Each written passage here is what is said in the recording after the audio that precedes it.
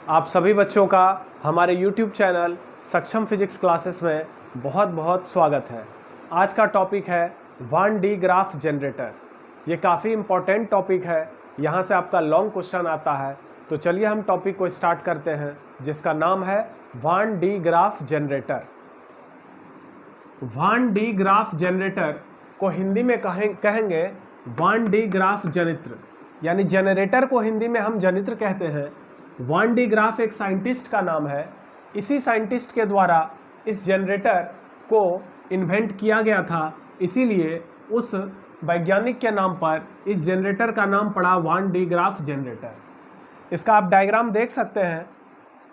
यह जो जनरेटर है, इसके पार्ट्स को पहले हम समझ लेते हैं। सबसे ऊपर में जो ये बना हुआ है स्फेयर, ये जो गोला है, ये धातु का बना स्फेयर होता है, यानी मेटालिक स्फेयर। मेटालिक स्फेयर यानी धात्विक गोला, यह एक गोलीय खोल होता है। एक गोले के समान ये गोलीय खोल होता है, जिसको हम ए द्वारा सिंबलाइज किए हैं। ये ए क्या है? Metallic sphere. ये जो है इसको स्टैंड कहा गया। क्या कहा गया? स्टैंड। यह स्टैंड इंसुलेटिंग सब्सटेंस का बना होता है। इंसुलेटर हम कुचालक पदार्थ को कहते हैं, जैसे लकड़ी, प्लास्टिक, रबड़, ये सब क्या है? कुचालक पदार्थ है, यानी इंसुलेटर है। तो यह जो स्टैंड है ये कई मीटर ऊंचा हो सकता है। तो ये स्टैंड किस पदार्थ का बना होता है? किसी विद्युत रोधी पदार्थ का बना होता है, इसलिए इस स्टैंड को हम इंसुलेटिंग स्टैंड कहेंगे। ये काफ़ी ऊंचा स्टैंड होता है, जिसके ऊपर इस गोलीय खोल को, इस मेटालिक स्फेयर को रखा गया होता है। ठीक है। सबसे नीचे में मेटल का बना बेस होता है। इसी बेस के ऊपर ये स्टैंड होता है और स्टैंड के ऊपर ये धात्विक गोला होता है। अब यहाँ पर देखिए, ये जो मेटालिक स्फेयर है, इसके सेंटर पर एक पुली है। पुली को क्या कहेंगे? घिरनी। इस स्फेयर के केंद्र पर, इस गोलीय खोल के केंद्र पर एक घिरनी है, जिसका नाम है बी, और एक घिरनी यहाँ पर आधार के पास है। आधार को हम फर्श भी कह सकते हैं। तो फर्श के पास एक घिरनी है, पुली है, जिसका नाम है सी। यह जो पुली है सी, यह किसी मोटर के द्वारा संचालित होता है, यानी नीचे वाला जो पुली है, इस पुली को हम सीधा मोटर द्वारा जोड़ देते हैं। जब मोटर को हम स्टार्ट करेंगे तो यह पुली घूमना स्टार्ट होगा। अगर यह पुली घूमेगा तो यह भी पुली घूमेगा, क्योंकि यह दोनों पुली एक दूसरे से जुड़ा हुआ है इस बेल्ट के द्वारा। देखिए तो दोनों पुली के ऊपर से यह एक बेल्ट गुजरा हुआ है। यह जो बेल्ट है, इस बेल्ट को हम इंसुलेटिंग बेल्ट कहेंगे। कौन सा बेल्ट कहेंगे? विद्युत रोधी पट्टा। जैसे आपने आटा मिल में देखा होगा, जहाँ पे गेहूं की पिसाई होती है और आटा बनकर तैयार होता है, वहाँ पर भी देखा होगा इस तरह का दो पुली होता है, जिसके ऊपर चमड़े का बेल्ट होता है। यहाँ पर जो ये बेल्ट होता है, किसी विद्युत रोधी पदार्थ का बना बेल्ट होता है, यानी किसी कुचालक पदार्थ का बना बेल्ट होता है, जैसे कि सिल्क। सिल्क क्या है? एक कुचालक पदार्थ है। रबड़ क्या है? कुचालक पदार्थ है। तो ऐसे पदार्थों का बना यह बेल्ट होता है, जो दोनों पुली के ऊपर से गुजरता है। क्लियर है? यहाँ पर मेटल का बना ब्रश होता है। ये क्या है? मेटल का बना ब्रश है। ये डी क्या है? Metallic brush. मेटालिक ब्रश यानी धात्विक ब्रश। और ये ई क्या है? ये भी मेटालिक ब्रश है, यानी धात्विक ब्रश। तो 1D ग्राफ जनरेटर में दो ब्रश लगा होता है। एक ब्रश हो गया डी, एक ब्रश हो गया ई। यह दोनों ब्रश मेटल का बना होता है, किसी धातु का बना होता है। तो 1D ग्राफ जनरेटर के सारे पार्ट्स को आप समझ गए। एक बार हम फिर से रिपीट करते हैं। 1D ग्राफ जनरेटर में दो पुली होता है, यानी दो घिरनी होता है। एक घिरनी का नाम है बी, एक घिरनी का नाम है सी। पहला घिरनी बी जो है वह इस धात्विक गोला के केंद्र पर स्थित होता है, और दूसरा घिरनी सी जो है वह धात्विक आधार जो है, ये जो मेटल का बना बेस है, वहाँ बेस के पास होता है। ठीक है। इस दोनों घिरनी के ऊपर से एक विद्युत रोधी पट्टा गुजरता है। यह जो बेल्ट है, यह विद्युत रोधी पदार्थ का बना बेल्ट होता है, जैसे कि सिल्क का या रबड़ का बना बेल्ट होता है। विद्युत रोधी पदार्थ उस पदार्थ को कहते हैं जिससे विद्युत धारा प्रवाहित नहीं हो सकती है, यानी कुचालक पदार्थ को हम इंसुलेटर कहते हैं। यहाँ पर देखिए, ये धातु का बना एक गोलीय खोल है और यह गोलीय खोल कई मीटर ऊंचे एक विद्युत रोधी स्टैंड पर स्थित होता है। ये जो स्टैंड है यह विद्युत रोधी पदार्थ जैसे कि लकड़ी का बना हो सकता है, क्योंकि आप जानते हैं लकड़ी जो होता है, वुड जो होता है, वो कुचालक पदार्थ होता है। और यह स्टैंड किस पर स्थित होता है? एक धातु के बने बेस पर, यानी मेटल के बेस पर स्थित होता है। और यह जो बेस है यह जमीन से एक तार द्वारा जोड़ा गया रहता है, इसको आप अर्थिंग कहते हैं।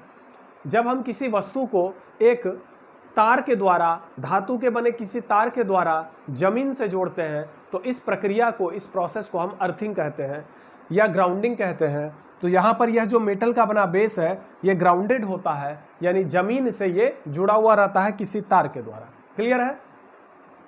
इसके साथ ही साथ वान डी ग्राफ जनरेटर में मेटल का बना दो ब्रश होता है, एक ब्रश है डी और दूसरा ब्रश है ई।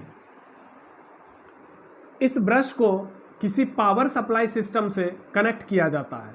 इस ब्रश डी को connected to power supply system.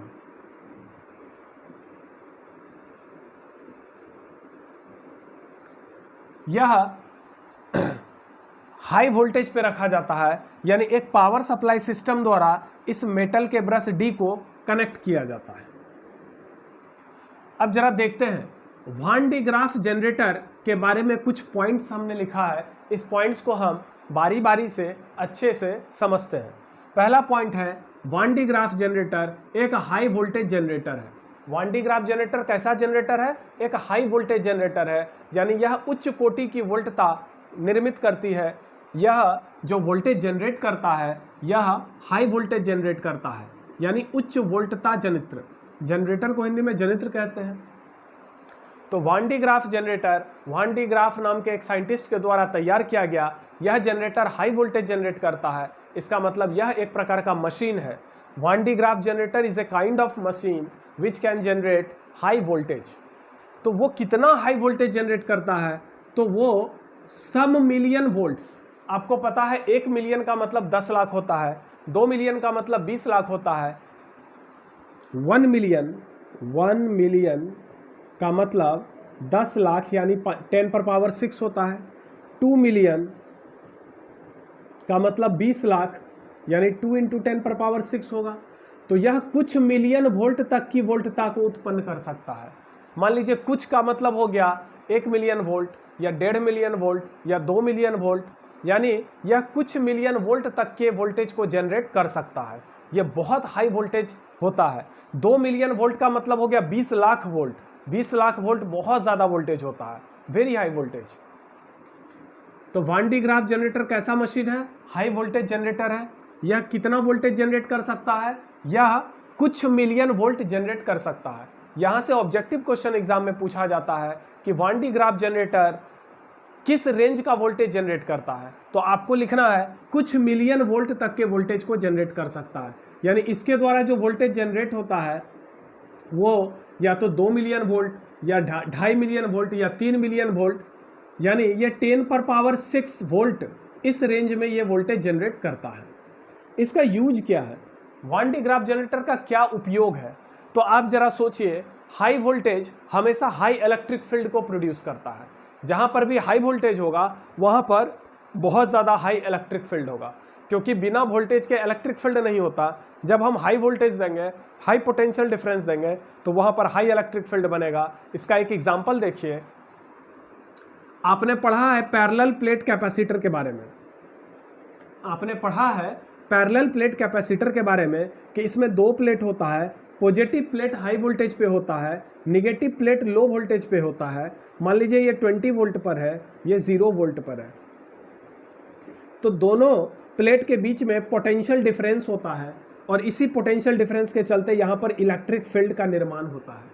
और इलेक्ट्रिक फील्ड में अगर किसी भी चार्ज पार्टिकल को रखा जाए, इलेक्ट्रिक फील्ड में अगर किसी भी चार्ज पार्टिकल को रखा जाए तो इलेक्ट्रिक फील्ड उस चार्ज पार्टिकल पर फोर्स लगाता है और उस फोर्स के द्वारा के कारण वह चार्ज पार्टिकल एक्सेलरेट होता है त्वरित होता है, यानी उसका वेलोसिटी लगातार बढ़ते चले जाता है।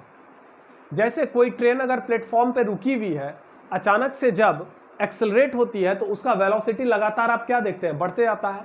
इसी तरह जब भी किसी आवेशित कण को, चाहे इलेक्ट्रॉन हो, प्रोटॉन हो, किसी भी चार्ज पार्टिकल को हम इलेक्ट्रिक फील्ड में रखते हैं तो इलेक्ट्रिक फील्ड उस चार्ज पार्टिकल पे फोर्स लगाता है। इस फोर्स के कारण वो पार्टिकल एक्सेलरेट होता है और उसका वेलोसिटी लगातार क्या होता है, बढ़ते जाता है। तो यहां पर वान डी ग्राफ जनरेटर क्या करता है, हाई वोल्टेज जनरेट करता है। हाई वोल्टेज के कारण हाई इलेक्ट्रिक फील्ड प्रोड्यूस होगा। हाई इलेक्ट्रिक फील्ड का क्या यूज है, तो हाई इलेक्ट्रिक फील्ड में जब भी हम चार्ज पार्टिकल को रखेंगे तो वो एक्सेलरेट होगा, उसका स्पीड बहुत ज्यादा बढ़ेगा। और जब चार्ज पार्टिकल का वेलोसिटी बहुत ज्यादा होगा तो वह किस चीज में काम आएगा, बहुत ज्यादा स्पीड से चलने वाले चार्ज पार्टिकल का क्या उपयोग होगा। तो आपने केमिस्ट्री में पढ़ा होगा रदरफोर्ड एक्सपेरिमेंट। रदरफोर्ड साहब ने क्या किया था, सोने के एक पतले पन्नी पर अल्फा कणों से प्रहार करवाया था। प्रहार करना को यहां पर क्या कहते हैं, बम्बार्डमेंट या बम्बार्डिंग करना। तो किसी भी चार्ज पार्टिकल का जब स्पीड अधिक होगा, किसी आवेशित कण का, मान लीजिए Q एक चार्ज पार्टिकल है जिसका वेलोसिटी बहुत अधिक है, जब यह पार्टिकल किसी न्यूक्लियस से टकराएगा, नाभिक से टकराएगा, तो वह सीधा नाभिक के अंदर चला जाएगा और नाभिक का गुण बदल जाएगा। नाभिक का गुण किस पर निर्भर करता है, नाभिक का गुण उसके अंदर स्थित प्रोटॉन और न्यूट्रॉन की संख्या पर निर्भर करता है। अगर नाभिक के अंदर उपस्थित प्रोटॉन की संख्या को बढ़ा दी जाए तो उस नाभिक का गुण बदल जाएगा, और नाभिक का गुण बदलेगा तो पूरे पदार्थ का गुण बदल जाएगा। यानी पदार्थ की जो संरचना है, पदार्थ का जो गुण है, वो किस पर निर्भर करता है, वह उसके अंदर उपस्थित परमाणुओं पर निर्भर करता है। पदार्थ का प्रॉपर्टी किस पर डिपेंड करता है, उसके अंदर स्थित एटम पर, यानी न्यूक्लियस पर। और न्यूक्लियस के अंदर जो प्रोटॉन और न्यूट्रॉन स्थित होता है, उसकी संख्या को बदलकर हम न्यूक्लियस के गुण को बदल सकते हैं, यानी पदार्थ के संरचना को या उसके गुण को बदल सकते हैं। तो यहां पर देखिए इसका क्या उपयोग है, टू एक्सेलरेट चार्ज पार्टिकल्स, यानी Van de Graaff generator high voltage generate करता है, हाई वोल्टेज उत्पन्न करता है, जिसके कारण हाई इलेक्ट्रिक फील्ड प्रोड्यूस होगा। हाई इलेक्ट्रिक फील्ड, इस हाई इलेक्ट्रिक फील्ड के कारण क्या होगा, चार्ज पार्टिकल एक्सेलरेट होगा। एक्सेलरेट होगा यानी त्वरित होगा, उस चार्ज पार्टिकल का स्पीड बढ़ेगा। और जब चार्ज पार्टिकल हाई स्पीड से चलेगा तो उसका यूज कहां पर होगा, बम्बार्डिंग करने में। बॉम्बार्डिंग यानी किसी भी वस्तु पर प्रहार कराने में, किसी भी वस्तु के संरचना को बदलने में या उसके गुण को बदलने में बम्बार्डिंग की ज़रूरत होती है। उसके लिए चार्ज पार्टिकल का स्पीड हाई होना चाहिए, और चार्ज पार्टिकल का स्पीड हाई रखने के लिए हाई इलेक्ट्रिक फील्ड चाहिए, उसके लिए हाई वोल्टेज चाहिए। तो वान डी ग्राफ जनरेटर का उपयोग है टू एक्सेलरेट चार्ज पार्टिकल्स, यानी आवेशित कणों को एक्सेलरेट करता है यह। Used in the experiment related to structure of substance, पदार्थ की संरचना। स्ट्रक्चर ऑफ सब्सटेंस का मतलब हो गया पदार्थ की संरचना से संबंधित प्रयोगों में इस तरह के चार्ज पार्टिकल का उपयोग होता है। पदार्थ की संरचना से संबंधित प्रयोग में किस तरह के चार्ज पार्टिकल का यूज होगा, तो वैसे चार्ज पार्टिकल का यूज होगा जिसका वेलोसिटी बहुत हाई हो। और इतना हाई वेलोसिटी चार्ज पार्टिकल का हम कैसे लाएंगे, ऐसा तो नहीं कि चार्ज पार्टिकल को हम हाथ से थ्रो करके फेंकेंगे। जैसे आप किसी ईटा या पत्थर को आप हाथ से फेंकते हैं तो उसमें हाई स्पीड आ जाता है, क्या हम चार्ज पार्टिकल को हाथ से उठा के फेंक सकते हैं, बिल्कुल नहीं। चार्ज पार्टिकल का स्पीड बढ़ाने के लिए हम लोग को हाई वोल्टेज चाहिए। हाई वोल्टेज के कारण हाई फील्ड आएगा, हाई इलेक्ट्रिक फील्ड में चार्ज पार्टिकल जैसे आएगा तो वो खुद ही एक्सेलरेट हो जाएगा, उसका स्पीड हाई हो जाएगा। और इस हाई स्पीड या हाई स्पीड से मूव करने वाले चार्ज पार्टिकल का यूज कहाँ होता है, तो पदार्थ की संरचना से संबंधित प्रयोग में होती है। क्लियर है। अब यहाँ पर थोड़ा सा हम वान डी ग्राफ जनरेटर किस प्रकार से काम करता है उसके बारे में समझते हैं। तो सबसे पहले देखिए कि इस मोटर को हम स्टार्ट करेंगे। जैसे ये मोटर स्टार्ट होगा तो ये नीचे वाला जो घिरनी है, यानी ये पुली सी, ये घूमना स्टार्ट होगा। ये घूमेगा तो चूंकि ये बेल्ट द्वारा कनेक्टेड है बी से, तो यह पुली भी घूमना स्टार्ट हो जाएगा। जैसे ही पुली सी घूमेगा तो पुली, चूंकि मोटर स्टार्ट करते ही पुली सी घूमने लगता है। पुली सी किससे कनेक्टेड है, पुली बी से। किसके द्वारा, इस पट्टे के द्वारा। तो पुली सी घूमेगा तो पुली बी भी स्वतः घूमने लगता है। अब यहाँ पर देखिए, ये जो मेटल का ब्रश है इसको पॉजिटिव वोल्टेज पे रखा जाता है। किस पे रखा जाता है? Positive potential, positive potential. ये मान लीजिए 30,000 वोल्ट पर रखा जाता है।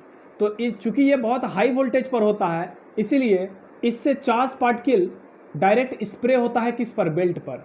इस चीज को समझिएगा।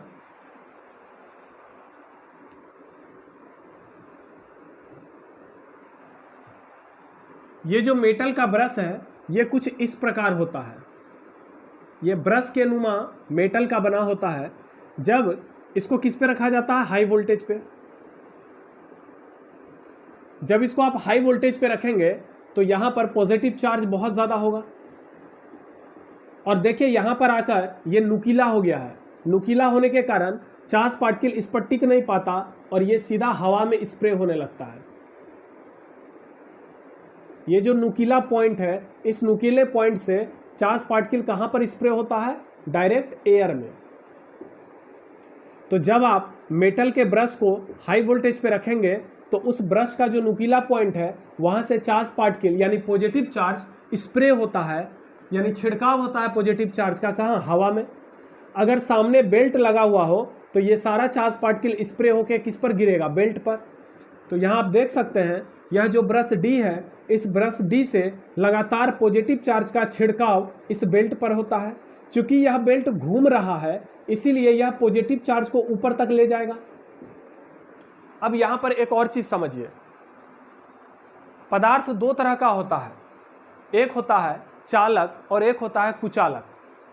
चालक जो होता है यानी कंडक्टर, उसका एग्जाम्पल है मेटल, और कुचालक जो है यानी इंसुलेटर या बैड कंडक्टर, उसका एग्जाम्पल है प्लास्टिक, रबड़, पेपर एसेट्रा। दोनों तरह के पदार्थ में एक मूल फर्क ये है, एक बेसिक डिफरेंस ये है कि जब हम चालक पर कोई भी चार्ज रखेंगे, जब हम किसी कंडक्टर पर चार्ज रखेंगे तो वह चार्ज खुद ही उस पूरे वस्तु पर फैल जाता है। लेकिन अगर हम कुचालक पर कोई चार्ज रखेंगे तो वह जहां पर रखेंगे चार्ज वहीं पर रहेगा, वो फैलता नहीं है। बात समझिएगा, ये कंडक्टर है। कंडक्टर का मतलब धातु का बना कोई प्लेट है। मान लीजिए मेटल का बना कोई प्लेट है, लोहे का, तांबे का, एल्युमिनियम का बना ये प्लेट है। इस प्लेट पर आप कहीं भी चार्ज रखिएगा तो वो चार्ज खुद से ही फैल जाता है। लेकिन ये लकड़ी का या रबड़ का या प्लास्टिक का बना यानी कुचालक पदार्थ का बना ये प्लेट है। इस प्लेट पर आप चार्ज रखिएगा तो जहाँ पर आप चार्ज रखिएगा चार्ज वहीं पर रहेगा, वो फैलता नहीं है। ये बेसिक डिफरेंस है कंडक्टर और इंसुलेटर में। तो यहाँ पर ये जो बेल्ट है, यह बेल्ट किसका बना हुआ है? कुचालक पदार्थ का बेल्ट बना हुआ है, जैसे रबड़ का। तो यह चार्ज जैसे इस पर स्प्रे होगा तो ये चार्ज यहीं पर रहेगा या फैलेगा? बिल्कुल यहीं पर रहेगा। लेकिन चूंकि ये बेल्ट घूम रहा है, ऊपर की ओर जा रहा है, इसीलिए इस घूमते हुए बेल्ट के साथ ये चार्ज पार्टिकल ऊपर जाएगा।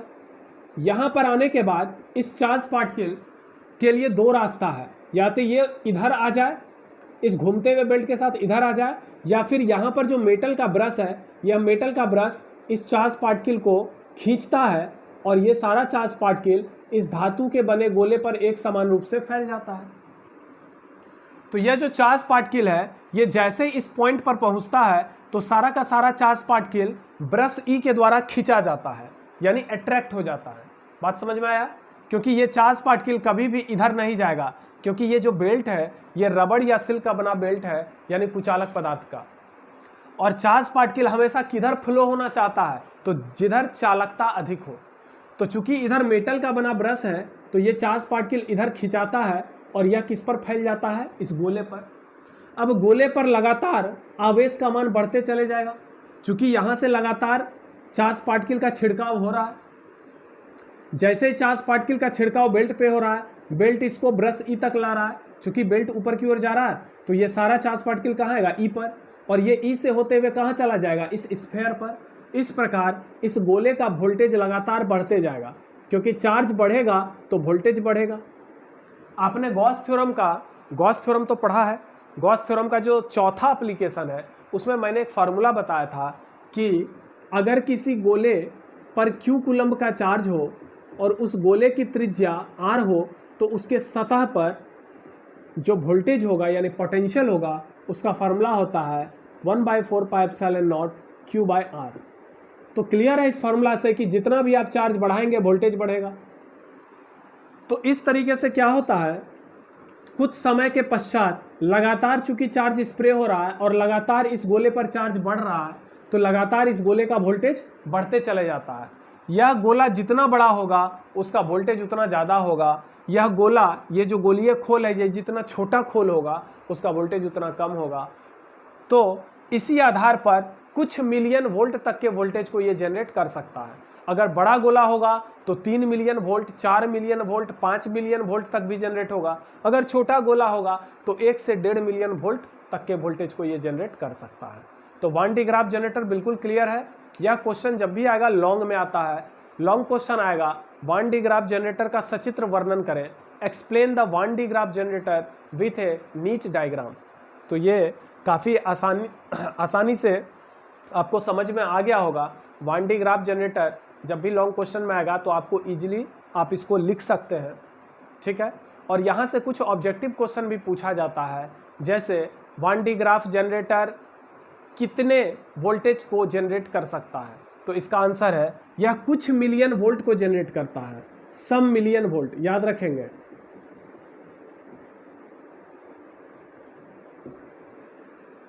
कुछ मिलियन वोल्ट तक के वोल्टेज को जनरेट कर सकता है। तो यह काफ़ी इजी टॉपिक था। आशा है आप लोग को ये टॉपिक अच्छे से समझ में आया होगा। चलिए नेक्स्ट क्लास में मिलते हैं। Thank you.